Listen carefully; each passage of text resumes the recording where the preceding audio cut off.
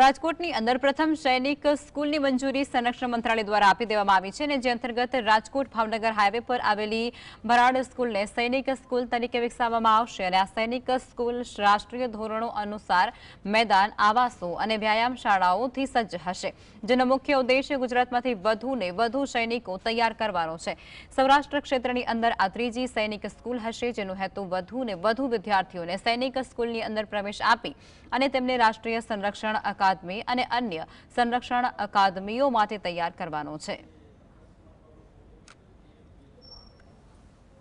Rajkot Bhavnagar highway ઉપર ભરાડ વિશ્વ વિદ્યાપીઠ નામની જે સંસ્થા જે આપણે 2005 થી શરૂ કરેલી છે અને એ સંસ્થાની અંદર અત્યારે ગુજરાત બોર્ડ અને સીબીએસઈ બોર્ડના